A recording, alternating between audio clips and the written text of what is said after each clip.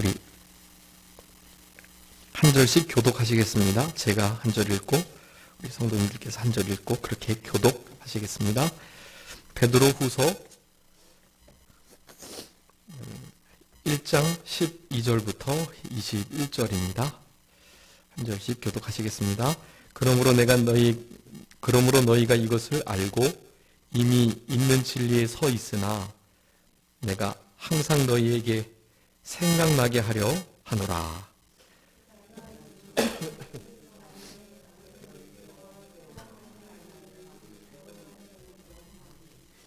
이는 우리 주 예수 그리스도께서 내게 지시하신 것 같이 나도 나의 장막을 벗어날 것이 임박한 줄 알미라.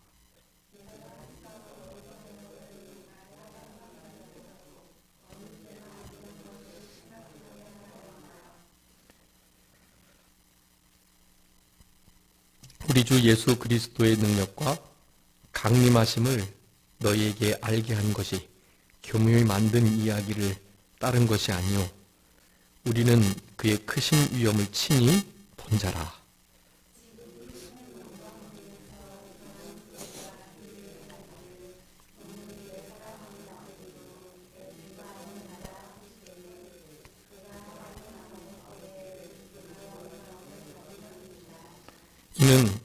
이 소리는 우리가 그와 함께 거룩한 산에 있을 때에 하늘로부터 난 것을 들은 것이라.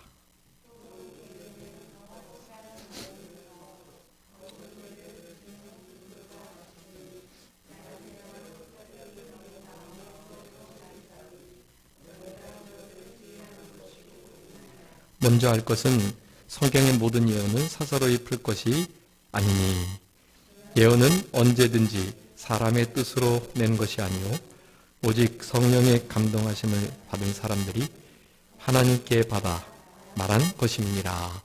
아멘. 베드로후서 1장 12절부터 마지막 21절까지 말씀 중심에서 진리가 생각나게 하라라는 제목으로 하나님 말씀 증거하겠습니다. 진리가 생각나게 하라. 12절, 13절 그리고 15절 사도 베드로 후서의 말씀을 쓰는 분명한 이유를 말씀하고 있습니다. 그것은 진리의 말씀이 생각나게 하려고 이 말씀을 쓰고 있다라는 것입니다. 그런데 문제는 사도 베드로가 자기가 이제 곧 장막을 벗을 날이 가까웠다는 것을 알았다는 것이에요. 장막은 육신의 영혼을 담고 있는 이 육신을 가리키는 것이고요. 장막에서의 삶은 이 땅에서의 삶을 가리키는 것입니다. 그래서 사도 베드로가 자기가 가야 할 때가 이제 임박한 줄 알았던 거예요. 그러니까 마치 유언과 같이 지금 말씀을 하는 것입니다. 우리 지난 시간에 목사님께서 마지막 수요 예배 드리시면서 신의 성품에 참여하는 자가 되라. 그 열매 있는 자가 되어야 된다. 열매 없는 자가 되지 말고 열매 있는 자가 되라. 마지막 수요 예배 말씀을 그렇게 전해주셨는데요. 마치 베드로 사도가 자신의 마지막 교훈을 하는 것과 같이 귀한 말씀을 남겨주셨습니다. 영원한 나라에 넉넉히 들어가는 예수 그리스도의 구원의 은혜들과 또 특별히 우리 예수님의 재림, 강림하심, 이제 다시 오실 것인데 다시 오심을 기억하면서 좀 열매 있는 자가 되라. 열매 없는 자가 되지 말고 좀 신의 성품에 참여한 자가 되라. 예수님을 많이 좀 닮아라. 그렇게 말씀을 하셨습니다. 몇 가지 열매 맺으라고 그러셨죠? 8가지. 믿음으로부터 시작된 믿음의 덕의 지식을, 지식의 절제의 인내의 경건의 형제우애의 사랑을 공급해라. 그렇게 말씀하셨습니다. 사실은 결국은 사랑이에요. 사랑의 열매를 맺히는 이 열매 없는 자가 되지 않도록 우리는 사도 바울의 마지막 유언과 같은 자신의 장막을 벗을 날이 이제 얼마 남지 않았는데 자신이 이 베드로 후서를 다시 한번 쓰는 것은 예전에 전서의 그 진리들, 특별히 자기 자신을 통해서 이렇게 여러 가지 진리를 깨닫고 마가 또 누가 이런 성경들이 쓰여졌는데 그런 모든 진리들을 좀 잊어버리지 않고 그동안에 또 까맣게 잊어버렸다가 그저 언제 들었는지 언제 그 말씀을 배웠는지 모르는 그 상태에 있다가 그저 주님 앞에 서는 것이 아니고 내가 같은 말을 하고 또 그 전했던 말씀들이 진리들이 다시 새롭게 생각나도록 그렇게 하기 위해서 지금 이 성경을 쓰고 있다라는 것입니다. 지금은 동영상이 좀 남아 있어가지고 분명하게 어떤 것들을 알기 위해서는 동영상 돌려보면 되잖아요. 그런데 그때 당시에는 뭐가 제일 분명했겠습니까? 네, 글로 쓴 거예요. 글로 쓴 것을 두고두고 보라고 다시 편지를 쓰고 있는 것입니다. 그래서 이 편지 보고 읽고 열매 없는 자가 되지 말고 좀 신의 성품에 참여한 하나님의 나라를 넉넉히 유업으로 받을 수 있는 그 자격자로 이 땅을 좀 살아가도록 그렇게 권면하고 있는 것입니다. 여러분, 여러분의 삶의 종말이 닥쳤을 때 무슨 말씀을 남겨두고 가시려고 합니까? 그 말씀들을 지금부터 잘 생각하셔야 합니다. 저도 우리 주만이 주원이에게 남겨줄 유언을 늘 생각하고 있어요. 그래서 이놈들한테 이제 언제는 그 유언을 해야 하는데 조금 명확한 그리고 정말 의미 있는 삶의 지표가 될 수 있는 성경의 말씀에 입각한 그런 유언을 하려고 하는데요.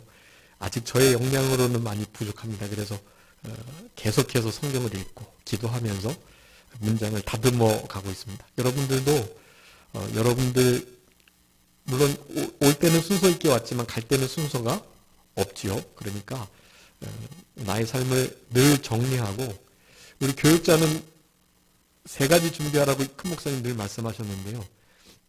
첫 번째는 언제든지 설교할 수 있도록 말씀 준비를 꼭 잘 해야 된다. 그렇게 말씀하셨고 또 이제 결국 종말이 있을 거니까 죽을 준비를 잘 해야 된다. 주님 앞에 설 준비. 그리고 준비 또 하나가 뭐냐면 이사 준비. 이사 준비. 총회에서 명령하면 언제든지 가라. 이사 준비 잘하라고 이 3가지 준비를 늘 강조하셨습니다.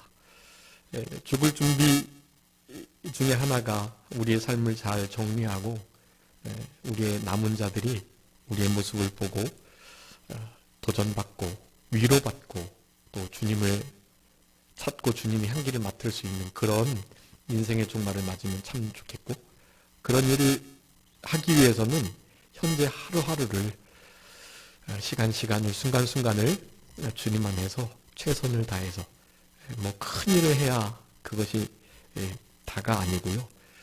제가 지금 앞에서 말씀 전하고 있지만 지금 말씀을 듣고 있는 우리 성도님 한 사람 한 사람이 사실은 다 주인공들이세요. 저를 통해서 하나님께서 들려주고자 하시는 말씀을 여러분들을 위해서 지금 듣도록 하고 계시는 것입니다. 그렇기 때문에 여러분 한 사람 한 사람이 지금 처해진 그 위치에서 하나님 말씀을 생명 삼고 말씀을 들으면 이제는 더 이상 끝나는 것이 아니라 그 말씀이 계속 생각나도록 결국에는 깨달아지는 자리, 깨달아졌을 때 행동으로 옮겨지거든요. 말씀을 잘 잊지 않고 기억하고 생각해서 그 말씀이 내 몸을 통과해서 깨달음, 그것을 얻은 다음에 이제는 순종하는 자리에 이를 수 있도록 그렇게 살아가기를 우리 베드로 사도는 간절히 원하는 마음으로 지금 이 후서를 쓰고 있는 것입니다. 이렇게 너무 우연찮게 우리 목사님께서 마지막 그런 부르심과 택하심을 굳게 하면서 신의 성품에 참여하는 자가 좀 돼서 열매 없는 자가 되지 말아라 라는 것을 마지막으로 이렇게 남겨주시고 가셨는데요. 그런 말씀 말고 또 이제 10여 년 동안에 매 주일 오후 또 이렇게 수요 예배, 새벽 예배 각종 예배를 통해서 하셨던 말씀들을 여러분 좀 잘 기억하시고 그거 다 적어놓고 그렇게 하셨을 줄 아는데요. 말씀들을 다시 꺼내서 그 말씀을 상고하고 되새김질하고 그래서 그 말씀대로 이제는 좀 열매 맺어서 예전에 목사님께서 해주신 이 말씀대로 제가 살았습니다. 그런 고백을 이제 그분 앞에 가서 함께 할 수 있도록 그렇게 살아갔으면 좋겠습니다. 저도 영학교회를 이제 떠나왔는데요. 여러 편지들을 받고 또 문자를 받았지만 그 중에 가장 기억나는 문자가 하나 있어요. 근데 그게 너무 감동이 되고 위로가 되더라고요. 다른 것이 아니었고요. 제가 부족하지만 목사님께서 가르쳐 주신 그 말씀대로 좀 만들어지고 순종하면서 살아가겠습니다. 그렇게 문자를 주셨어요. 너무 기쁘고 감사했고 위로가 됐습니다. 교육자들은 더 바라는 거 없어요. 사도 베드로가 지금 그런 심정으로 하는 거예요. 계속 일깨워 생각나게 함으로 그 말씀이 실천되어 열매 맺는 자가 되도록 특별히 이제 베드로 사도 이후로 얼마나 많은 이단들과 또 거짓선지자들이 와가지고 그렇게 예수 그리스도의 주되심, 능력, 십자가, 대속 죽으심과 부활, 다시 오시겠다는 이 진리들을 계속 무너뜨리고 있는 거예요. 그런 때가 올 것을 알고 우리 사도 베드로는 이렇게 유언과 같은 강력한 경고의 말씀, 권면의 말씀을 하시지 않을 수가 없었던 것입니다. 그래서 저는 그렇게 답을 했죠. 이제 새로 오시는 그 목사님의 말씀을 따라서 이제 남은 때를 더 살아가도록 하라고. 그랬는데 우리에게는 그 두 가지를 함께 병행해야 합니다. 옛적 길, 선한 길, 옛 교훈을 우리는 항상 잊지 않고 따라가야 하고요.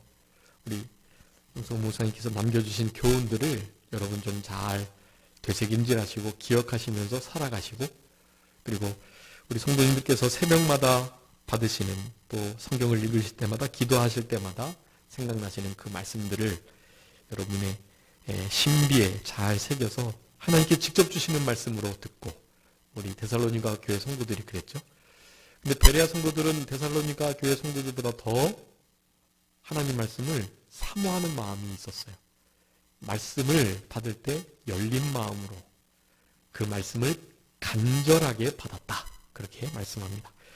그렇게 말씀들을 잘 받으셔서 그 말씀대로의 순종이 있는 실천이 있고 그 하나님의 성품에 좀 참여되는 그런 남은 인생길이 되었으면 좋겠습니다. 그래서 진리가 생각나게 하라. 사도 베드로의 간절한 마음의 선한 소원입니다. 진리가 좀 생각나는 그래서 깨달아지는 그런 삶을 살아가기를 간절히 바라는 그런 우리 하나님의 종 교육자들의 마음 그것을 그렇게 표현하고 있습니다. 12절 말씀 한번 읽어주세요. 그러므로 너희가 이것을 알고 이미 있는 진리에 서 있으나 내가 항상 너희에게 생각나게 하려 하노라. 아멘. 여러분 항상 너희에게 생각나게 하려고 너희들이 이미 이 진리에 서 있긴 하지만 앞으로 계속 서 있을 것이라는 보장이 없으니 그리고 앞으로 이 진리가 더 이상 쉽게 믿고 그렇게 진리를 따라 순종할 수 있는 그런 시대가 아니니 그런 것이 생략되어 있어요. 그렇기 때문에 내가 이것을 생각나게 하려고 다시 펜을 들었다라는 말씀입니다. 여러분 우리가 인생의 종말을 맞으면서 이렇게 자신의 분명한 사명을 알고 끝까지 그 사명을 감당하는 이 모습 얼마나 멋진지 모르고요. 우리 성도님들 한 사람 한 사람도 그런 인생길을 끝까지 걸어가셨으면 좋겠습니다. 여러분 누가복음 22장에서 우리 예수님께서 사도 베드로에게 어떤 말씀하신 거 혹시 기억하시나요? 이제 감람산에 올라가기 전에 이제 제자들이 우리 예수님을 다 버릴 것에 대해서 말씀을 하셨어요. 그런데 사도 베드로는 아주 호언장담하는 것입니다. 다른 사람은 다 떠나도 저는 죽어도 주님을 떠나지 않겠습니다. 그렇게 말을 하는 거예요. 그랬을 때 우리 주님께서 우리 베드로를 향해서 사단이 밀가 부르듯 너를 키질할 것이니까 어쩔 수 없이 내가 너를 위해서 기도했지만, 너 믿음이 떨어지지 않기를 기도했지만 내가 믿음에 제대로 서 있지 못했고, 그리고 감람산에 올라가서 1시 동안도 함께 깨어 있을 수 없는 그런 상태에 있으니 사실은 나를 그렇게 죽도록 따라올 수 없는 것에 대해서 말씀을 했습니다. 그런데도 호언장담하는 거예요. 다른 제자들도 다 동일하게 그렇게 말을 했었죠. 그랬을 때 우리 주님께서 그런 말씀을 하십니다. 누가복음 22장 32절에 너는 돌이킨 후에 나를 부인하고, 그것도 3번이나 부인하고, 모른다고 하고, 저주까지 하면서 그렇게 부인하고 난 이후에 너의 삶을 돌이켜보고, 그리고 철저히 회개하여 돌이킨 다음에, 그 말씀을 미리 해주고 계시는 거예요. 내 형제들을 굳게 해라. 누가복음 22장 32절의 이 말씀을 따라서 우리 사도 베드로는 베드로 후서까지도 쓰면서 자신의 맡겨준 사명을 충성되이 감당하고 있는 것입니다. 자신이 이제 주님께 갈 건데요. 요한복음 21장에 이제 스스로 띠띠고 다녔는데 이제는 다른 이가 너의 팔을 벌리겠다. 다른 이들이 너를 이끌겠다. 우리 사도 베드로의 순교에 대한 말씀을 하고 계시는 것이거든요. 우리가 아는 것처럼 기독교 역사가들에 의하면 우리 사도 베드로는 십자가에 거꾸로 못 박혀 죽었다고 그럽니다. 저들이 강제로 팔을 벌려서 그렇게 거꾸로 십자가에 못 박도록. 물론 사도 베드로가 원한 것이에요. 예수님께서 십자가에 못 박히셨는데 내가 어찌 감히 예수님처럼 십자가에 똑바로 못 박힐 수가 있겠는가. 그래서 거꾸로 십자가에 못 박혀 순교를 당했다고 합니다. 그런 자리에 이르게 될 것을 사실은 이미 알고 있었고, 그것을 앞둔 것이 이제 시간이 정말 얼마 남지 않았다는 것을 알았던 우리 사도 베드로가 이런 환경 속에서도 주님께서 자신에게 하셨던 그 말씀, 너는 돌이킨 후에 내 형제들을 굳게 해라 라는 그 말씀을 따라서 한 말씀 한 말씀을 되새김질하면서 다시 한번 생각나게 하여 일깨는 이 귀한 사명을 감당하고 있는 모습을 우리가 볼 수 있는 것입니다. 먼저 이렇게 되려면 자기 자신이 말씀에 깨어 있어야 되겠죠. 말씀에 깨어서 말씀을, 이때 당시의 말씀은 당연히 구약의 말씀들입니다. 구약의 아주 선지서들을 비롯해서 자기네들이 암송하게 하는 아주 메시아의 언약이 담겨있는, 여인의 후손의 언약이 담겨있는 말씀들을 저들은 읽고 또 그 가운데 기록된 그리스도, 메시아에 대한 약속들을 마음속에 깊이 새기면서 그렇게 지내왔던 것입니다. 그런 말씀들 앞에 먼저 깨어서 늘 말씀을 앞에 두는, 말씀 앞에 사는 삶을 살아갔고요. 그런 삶이 바탕이 되니 이제 다른 이들에게 이와 같이 말씀들을 생각나게 하는 그런 사역들을 감당할 수 있는 것입니다. 아무쪼록 우리 삼전교회 모든 성도님들이 내가 먼저 말씀에 깨어서 그 말씀을 잊지 않고 기억하며 마음 신비에 잘 새기는, 마음 신비에 새기는 것은 암송하는 것이라 하겠어요. 암송, 성경 암송하는 것. 우리 남성호 목사님도 성경 암송 잘하시고, 제가 교수 받을 때에도 요한복음 말씀들을 잘 외우라고 많이 강조하셨던 기억이 나요. 그런데 그렇게 강조하려면 본인도 스스로 암송을 많이 해야 합니다. 그런데 아니나 다를까? 우리 차에 보니까 차 앞에 그 책이 한 권, 쪽보금처럼 생긴 책이 한 권이 있는데요. 그 책이 무슨 책일까요? 성경 암송구절책 이렇게 돼 있습니다. 예, 아마 그거 보시면서 그거 다 접혀져 있더라고요. 막 부분 아마 그런 것들은 다 외우셨던 것 같아요. 그렇게 외우고 다니시고 외우시니 다른 사람들로 하여금 말씀을 생각나게 하는 그런 이 사도 베드로와 같은 사역을 감당할 수 있죠. 여러분들도 다른 사람들이 말씀이 생각나게 하게 하시기 위해서는 내가 먼저 그런 일들을 선행해야 합니다. 그렇게 선행하면 사실은 굳이 말씀이 생각나게 하는 다른 액션이 없어도 사실은 그 사람을 보면 뭐가 생각날까요? 말씀이 생각나는 거죠. 그리스도의 향기가 나타나고 주님을 보는 것 같은 거죠. 제가 우리 교단에 존경하는 목사님이 몇 분 계신데 그 중에 제가 상대형교회 이제 부목사로 있으면서 하늘나라 보내드린 우리 이영우 목사님, 그분은 진짜 이렇게 예수님의 향기가 나타나시는 그런 목사님이시고요. 그리고 우리 남성호 목사님이십니다.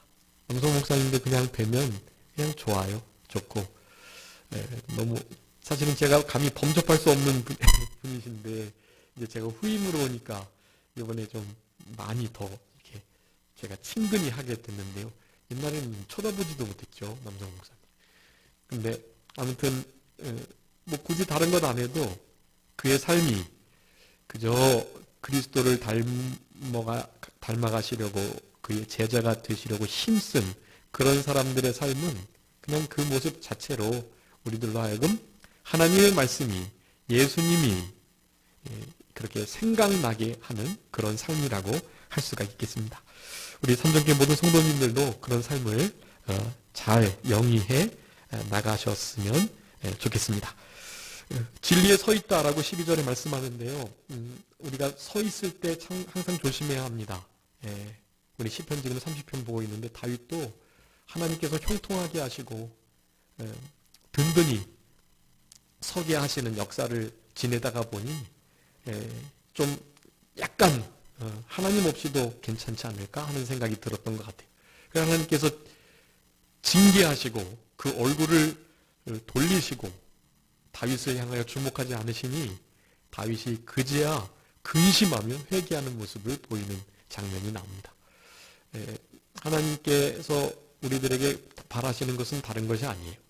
그저 진리의 말씀과 함께 주님과 동행하며 교만하지 않고 주님 없으면 한순간도 살 수 없다는 그런 생각을 하면서 살아가는 것이라고 하겠습니다. 그래서 선줄로 생각하는 자는 어떻게 하라고요? 넘어질까 조심해라. 정말로 조심해야 됩니다. 이 교만은 항상 실력을 바탕으로 하니까요. 교만할 만한 그런 상태에 있을 때 항상 조심해야 합니다. 더욱더 낮아지도록 그런 중에도 주님의 도우심으로 좀 낮아질 수 있도록 하나님의 도우심을 구하는 일이 필요하다고 하겠습니다. 여기 진리에 서 있다고 할 때 이 진리는 베드로 전서를 통해서 또 후서 우리 1절부터 11절까지 말씀하셨던 너무나 영원한 하나님의 나라를 받을 수 있다는, 그리고 그분의 성품에 참여할 수 있는 열매 있는 자로서의 성숙한 삶, 그것을 나타내는 진리와 더불어서 우리 예수 그리스도의 십자가의 대속 죽으심과 부활, 그리고 바로 재림, 강림하심에 대한 진리들이라고 하겠습니다. 예수님이 이제 떠나신 다음에 바로 오신다 그랬거든요. 곧 오시겠다고. 그랬는데 곧 오시지 않는 거예요. 지금도 이 시점은, 베드로 후서의 시점은 예수님이 돌아가신 지 적어도 30년, 40년이 가까이 흐른 때예요. 사실은 사도들은 오늘 내일 오실 줄 알았거든요. 영광 중에 구름 타고 승천하신 다음에 한 2, 3일 뒤에 오실 줄 알았던 거예요. 우리 예수님께서. 그랬는데 10년이 지나도, 20년이 지나도, 30년이 지나도 이제 40년이 다 돼가는데 예수님께서 오시지 않는 것입니다. 그래서 예수님께서 다시 구름 타고 오신다는 말씀, 그거 거짓말 아니야? 하는 생각들, 그리고 그런 분위기들이 조성됐을 무렵이라고 하는 것입니다. 그럴 때 다시 한번 새롭게 하시는 걸, 주님의 십자가의 대속 죽으심과 부활, 우리가 확실히 믿고 있다. 그 믿음을 가지고 우리는 성숙하게 예수님 닮아가며 그렇게 신의 성포에 좀 참여한 자로 살아가야 된다라고 말씀하면서 이제 주님 다시 오실 것이다. 우리 뒤편에 주님 다시 오실 것에 대한 분명한 증거를 두 가지나 말하고 있어요. 그 증거들을 갖다 대면서 주님 다시 오실 것이 분명하니 지금 이때 하루하루를 주님의 재림을 고대하면서 말씀을 생각하면서 잃어버리지 않고 잊지 말고 그렇게 살아가도록 권면하고 있다라는 것입니다. 그래서 이 말씀을 생각나게 하시는 거 우리 13절 한번 읽어주세요. 13절. 내가 이 장막에 있을 동안에 너희를 일깨워 생각나게 하니 옳은 줄로 여기노니. 네, 여기 일깨워 생각나게 하다라는 단어가 있는데요. 이 단어는 원문에 의하면 조금 그 순서가 바뀌어 있습니다. 그러니까 생각나게 함으로 일깨워 낼 수 있도록 그것이 옳은 줄로 여긴다. 그렇게 돼 있거든요. 그러니까 먼저는 하나님의 말씀을 써져 있는 것을 보고 그 보고 있는 그 말씀을 가지고 아 맞다 그랬지 하면서 다시 잊었던 말씀이 생각나는 거예요. 네, 잊었던 말씀이 생각나는 거. 그 생각난 말씀이 이제 우리 속에 역사해서 깨달아 일깨워지는 깨달아지는 단계에 이르게 되는 것입니다. 원문에는 원래 그렇게 돼 있어요. 생각나게 함으로 일깨우는 것이 깨닫게 하는 것이 옳은 줄로 여겼다. 그렇게 돼 있거든요. 그래서 그와 같은 과정들을 통해서 자신은 다른 것이 아닌 일깨워 생각하게 함으로 깨닫게 하는 이 일을 지금 이 중요한 시점에 자기가 죽을 날이 임박한 이 시점에 해야 할 것을 너무나 명확하게 알았던 것입니다. 여러분 이 깨달음이 없으면 그러니까 그거 아는 말씀, 들었던 말씀 이렇게 끝나면 순종이 없어요. 그런데 바로 이 생각나게 되어 일깨워지는 온전히 깨닫게 되는 이 단계에 이르렀을 때 그 말씀이 사실은 우리 속에 생명력 있게 역사가 돼서 순종하는 단계까지 실천하는 단계까지 이르게 되는 것입니다. 그래서 내가 말씀을 읽고 듣고 많이 이렇게 말씀 이렇게 아는 것 같았는데 사실은 그 말씀이 내 심령과 내 삶에 별 영향력을 미치지 않고 유익이 없다라는 것은 사실은 그 말씀을 아직 깨닫지 못한 것입니다. 이 말씀을 분명하게 깨닫는 것이 그래서 중요해요. 예수님도 제자들에게 맨날 그렇게 말한 거예요. 너희들도 깨달음이 없느냐. 그렇게 꾸준하시고 책망을 하시는 거거든요. 깨달음이 있도록 우리 하나님 앞에 간구하셔야만 합니다.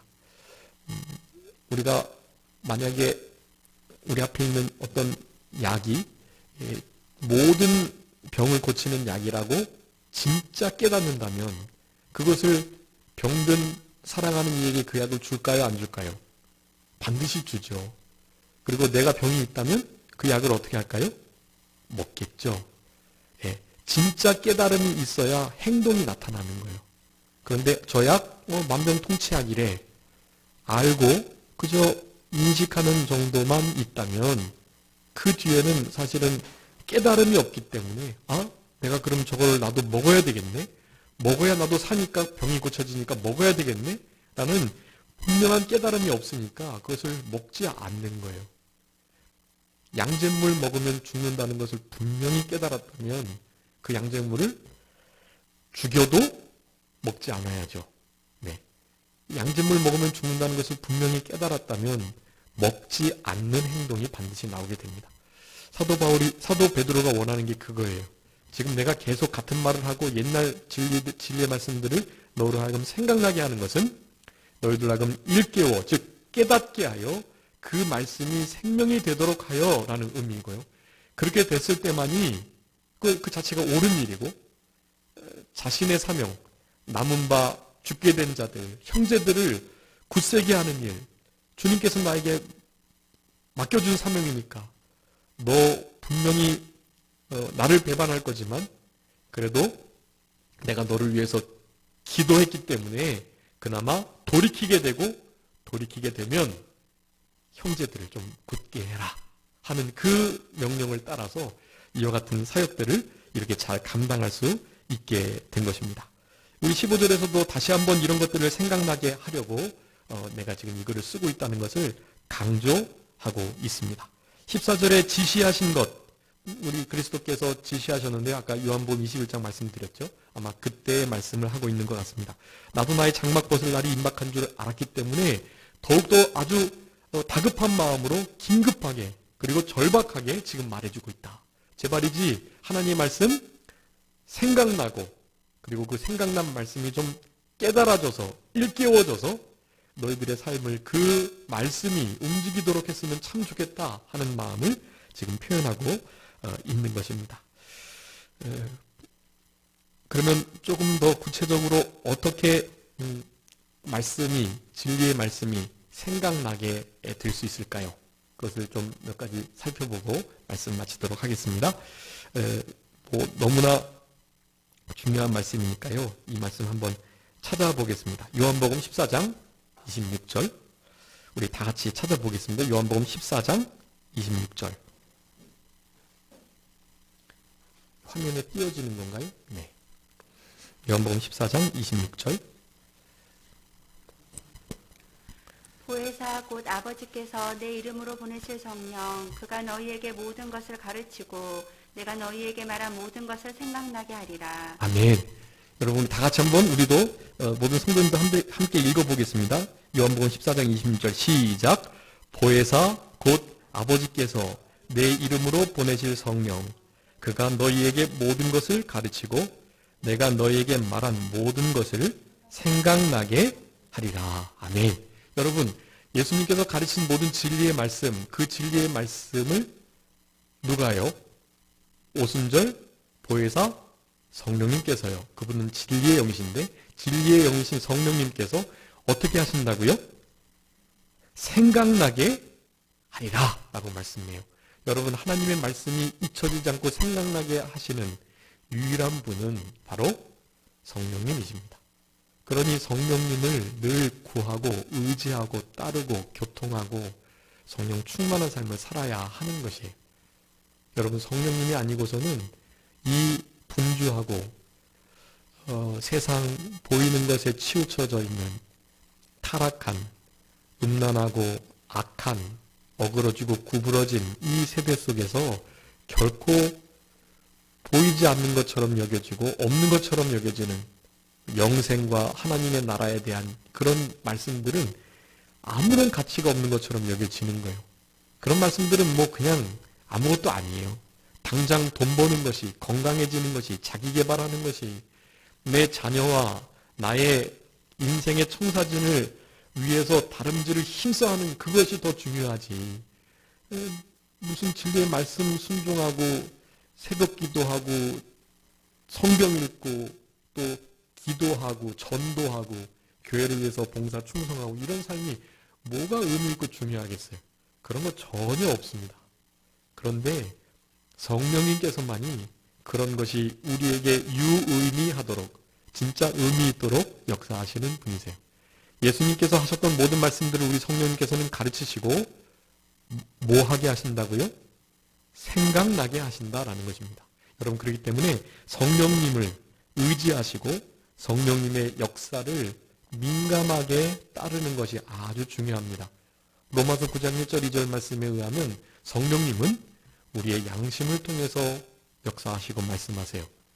그 양심을 우리 김현복 목사님은 신앙 양심이라고 표현하는 것입니다. 성경에서는 청결한 양심, 깨끗한 양심 혹은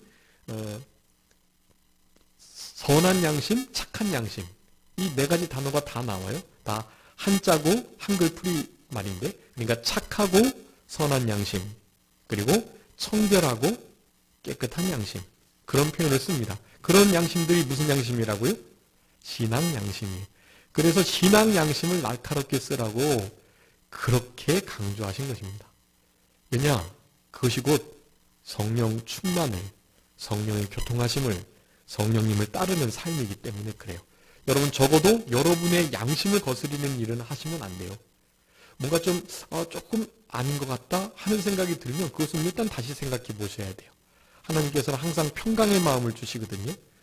아무것도 염려하지 말고 오직 모든 일에 기도와 간구로 너희 구할 것을 감사함으로 하나님께 아뢰면 그리스도 예수 안에서 하나님께서 우리의 마음과 생각을 그리스도의 그 평강으로 지키시겠다고 약속하셨어요. 그러니까 어떤 일을 결정할 때 내 심령 속에 좀 거리끼고 아닌 것 같은데 하는 마음이 들면 그것은 일단 보류하고 하나님의 뜻을 찾으셔야 합니다. 평강한 마음이 드는 거, 이거 진짜 괜찮을 것 같다. 사실은 상황적으로 볼 땐 그 힘든 일이고 어려운 일일 수 있거든요.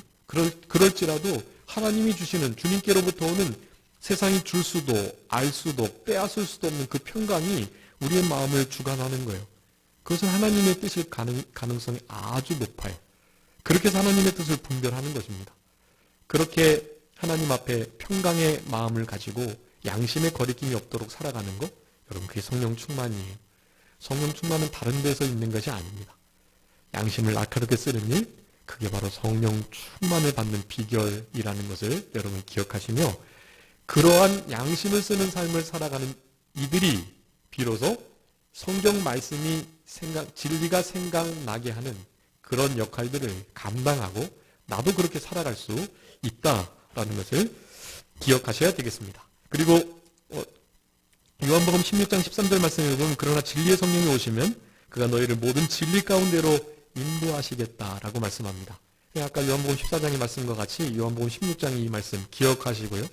누가 우리로 하여금 진리를 생각나게 하고 진리 가운데로 인도하신다? 진리의 성령님께서, 그 성령님 특별히 오순절 보혜사 성령님인데, 보혜사라는 것은 돕는 자, 위로자, 대언자, 보호자, 조력자, 그리고 대신 싸워주시는 대언자, 인도자, 이런 뜻을 다 가지고 있는 단어예요. 그것을 보혜사라고 하는데, 보혜사 성령님께서만이 우리를 진리 가운데로 예수님 말씀을 제대로 가르치시고 그것을 생각나게 하시는 일을 한다. 그렇기 때문에 우리는 성령을 전적으로 의지하는 그 성령님께 온전히 피동되는, 양심을 날카롭게 써서 민감하게 우리의 양심을 실제로 사용하는, 하나님께서부터 오는 평강이 조금이라도 없는 것처럼 보여질 때는 그 일을 중단하고 주님께 묻고 주님 앞에서 주의 얼굴을 구하며 하나님이 기뻐하시는 뜻을, 온전하신 뜻을 찾는 그런 쉼이 필요하다는 것. 여러분 그것을 그렇게 실제로 해나가는 자들만이 오늘 사도 베드로가 원하는 진리가 생각나게 하라. 내가 진리를 생각나게 하기 위해서 지금 죽음이 임박한 때를 앞두고 지금 이와 같은 일을 하고 있는데 이런 일들을 감당해 나가라 라고 말씀하는 것입니다. 오순절 보혜사 성령님께서만이 진리를 생각나게 하시고 가르치시고 진리 가운데로 인도하신다. 자, 그 성령님께서는 아까 어떤 성령님이라 그랬죠? 진리의 성령님이라 그랬죠? 그래서 진리가 생각나게 되기 위해서는 성령님을 그렇게 의지하는 삶과 더불어서 이제 사도 베드로가 하고 있는 지금의 일, 바로 이 성경을 지금 쓰고 있는데 우리는 이제 사도 베드로가 썼던 이 성경 말씀을 성령의 감동을 따라서 우리의 손에 지금 들려져 있고, 그래서 우리는 이 신약 성경까지도 우리는 이제 읽을 수 있는 자들입니다. 그러니 진리의 말씀이 생각나기 위해서는 진리의 성령님을 전적으로 의지하는 삶을 살아감과 동시에 성령님께서 역사하시는 방편인 무엇을요? 성경 말씀을 늘 읽는 생활. 여러분 그것이 필요합니다. 여러분 성경 말씀 우리 주보에 하루에 3장 읽으라고 되어 있는데요. 이 3장은 20년 전의 3장이에요. 20년 전에는 3장 읽어도 괜찮았어요. 근데 지금은요, 진짜 진리가 무너져 있는 시대이기 때문에 3장 가지고는 안 돼요.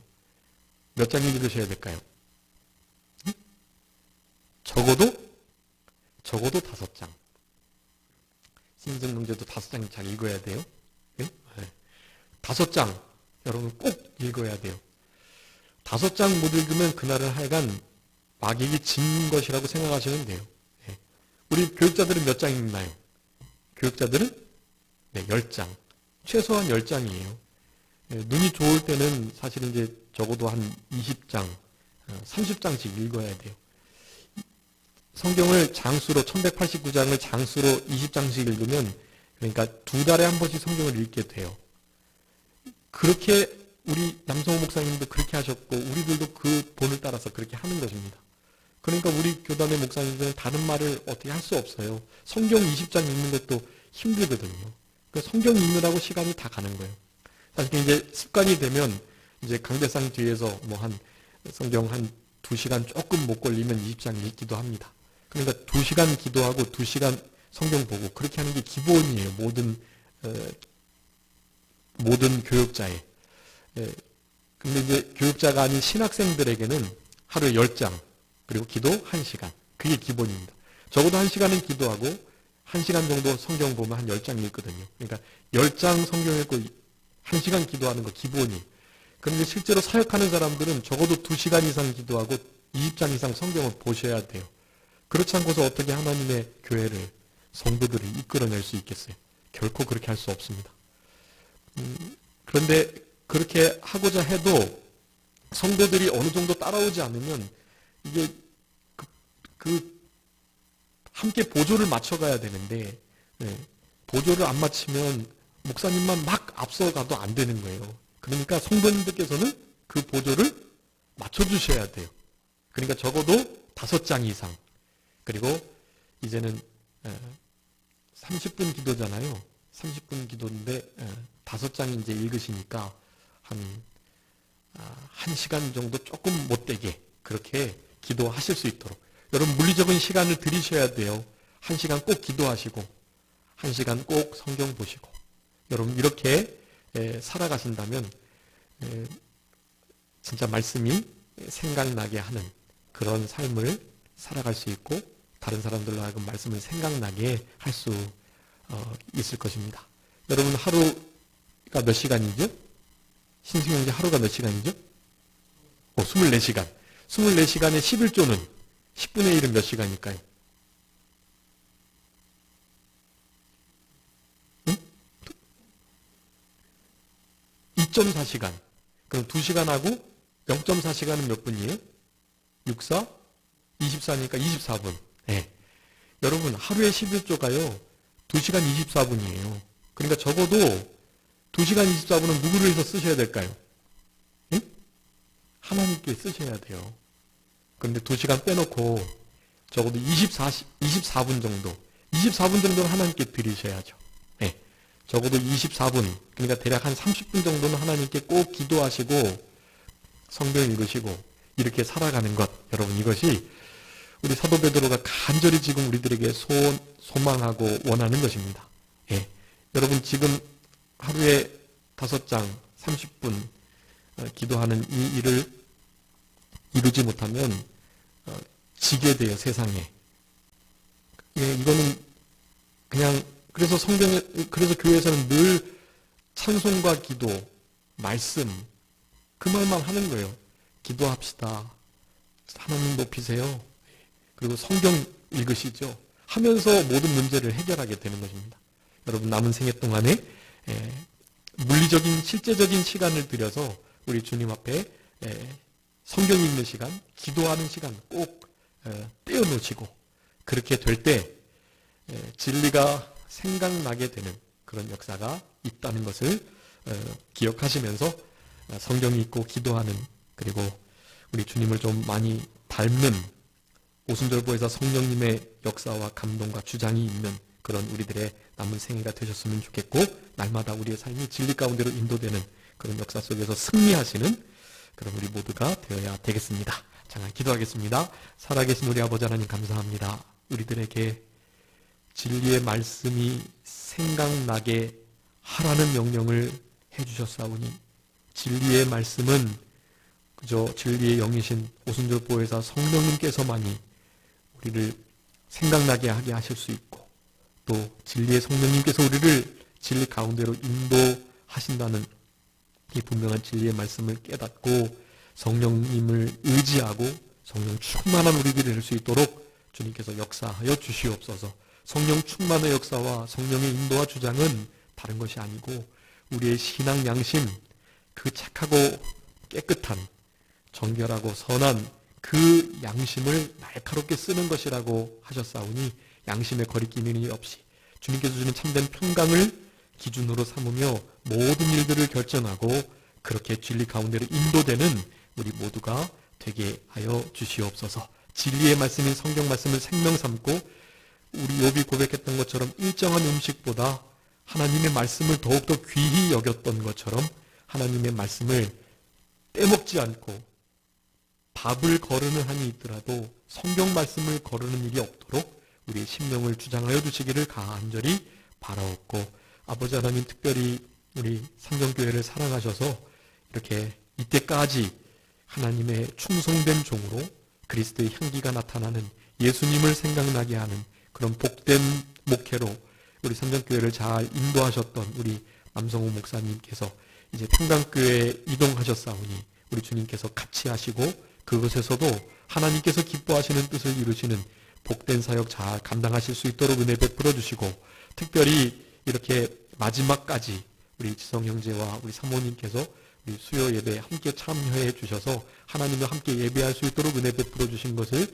진심으로 감사합니다. 사모님 영육간에 건강 지켜주시고 특별히 우리 지성 형제 앞길을 친히 인도하여 주셔서 우리 아버지 하나님의 선하신 뜻을 온전히 이룰 수 있는 귀한 하나님의 사람으로 잘 성숙, 성장, 발전하실 수 있도록 우리 주님께서 도우시고 같이 하여 주시옵소서. 토요일날 또 시험 있는데 아버지 하나님께서 지혜와 청명과 계시의 정신으로 명철로 함께해 주셔서 좋은 탁월한 성적 나타낼 수 있도록 주님 도와주시고, 최선을 다한 것만큼 이제 남은 것은 주님께 다 결과는 맡기고 후회 없이 시험을 치를 수 있도록 우리 아버지 하나님께서 은혜를 베풀어 주시옵소서. 또 귀한 믿음의 자매 사귀고 있는데 하나님께서 좋은 경건한 신앙의 가정 이룰 수 있도록 주님께서 또한 역사해 주시기를 간절히 바라옵고, 아름다운 이별 뒤에 또 더 좋은 소식으로 재회할 수 있음을 기대하며 감사하면서 우리 주님 앞에 기도로 교제하며 서로 좋은 소식들만 오갈 수 있도록 우리 주님께서 도우시고 같이 하여 주시기를 간절히 바라옵고, 남은 우리들은 그저 그의 유훈과 모든 이들을 잘 받들어서 그 말씀을 되새김질하며 그 말씀대로 살아내기를, 열매 없는 자가 아니라 신의 성품에 좀 참여한 자로 하나님의 나라를 넉넉히 누릴 수 있는 부르심과 택하심을 굳게 하는 그런 우리 남은 자들이 될 수 있도록 주님께서 또한 역사해 주시고 위로해 주시기를 간절히 바라옵고, 모든 것 주님께 맡기오며 살아계신 예수 그리스도의 이름으로 기도 올리옵나이다. 아멘.